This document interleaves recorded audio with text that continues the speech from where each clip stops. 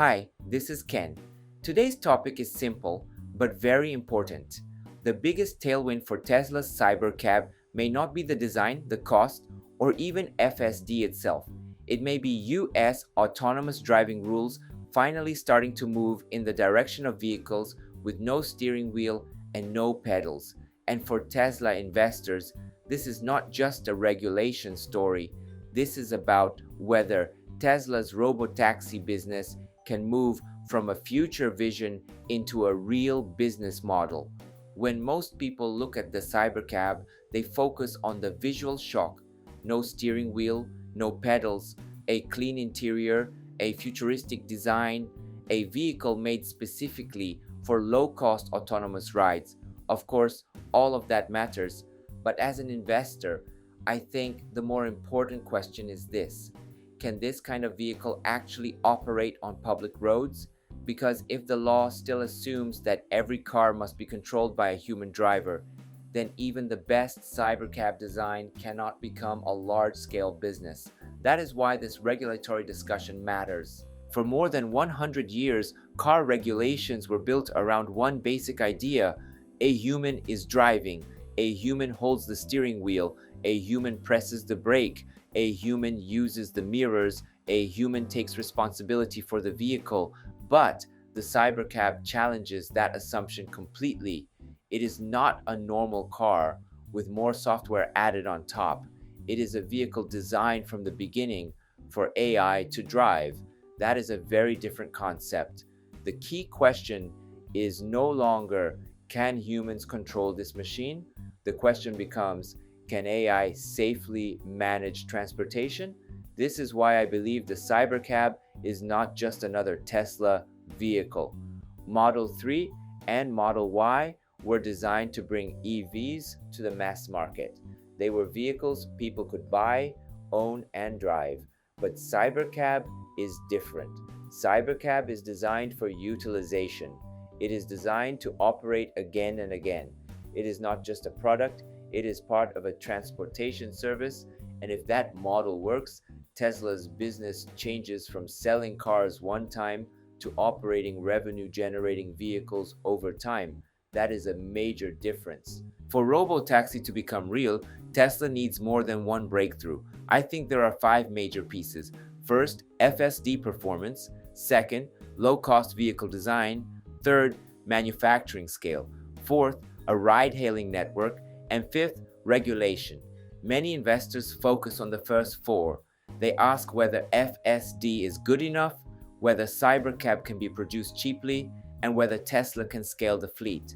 But the 5th piece may be just as important. If regulators do not allow this model, the business cannot scale. So when US rules begin adapting to fully autonomous vehicles, that is not a small detail. It could be one of the missing pieces in the Robotaxi story. Now, I want to be careful here. This does not mean Cybercab will suddenly launch across America tomorrow. That would be too optimistic.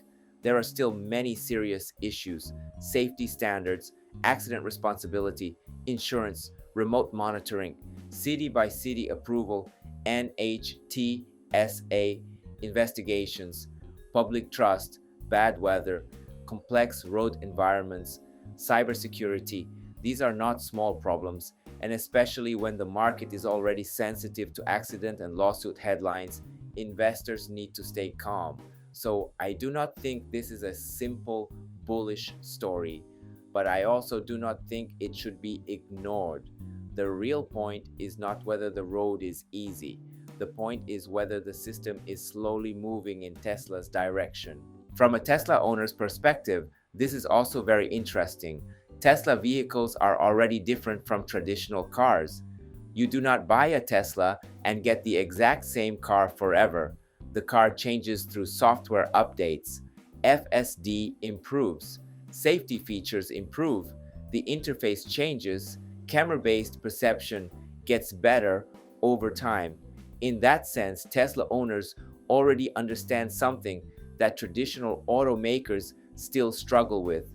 A Tesla is not just hardware, it is a software-defined platform, and I think Cybercab is the most extreme version of that idea. It is the point where the vehicle is no longer mainly a tool for human driving. It becomes a platform for AI-driven mobility. From an investor's perspective, the most important part is the revenue model. Traditional automakers sell vehicles. After that, they may earn money from service, financing, insurance, or software. But the core model is still vehicle sales. Robotaxi is different. If Tesla operates a fleet of cybercabs, the vehicle itself becomes an earning asset. Every ride can generate revenue. FSD becomes a service engine.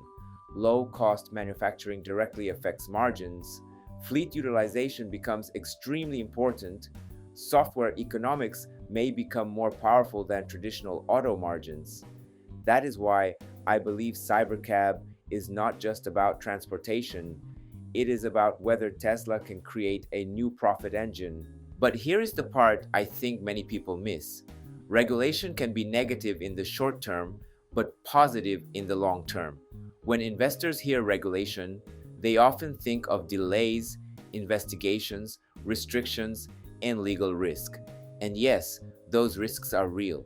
But in autonomous driving, clear rules can also become a barrier to entry. Because operating a fully autonomous vehicle safely is not easy, a company needs AI, real-world driving data, vehicle design, manufacturing scale, OTA updates, safety validation, accident response systems, and the ability to communicate with regulators.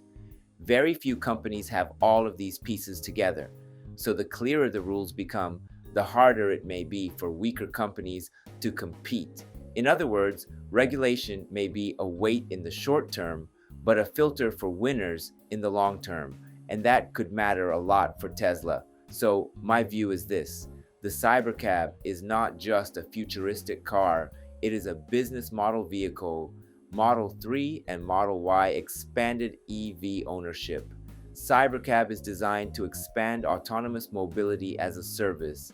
It is not built to be driven by people.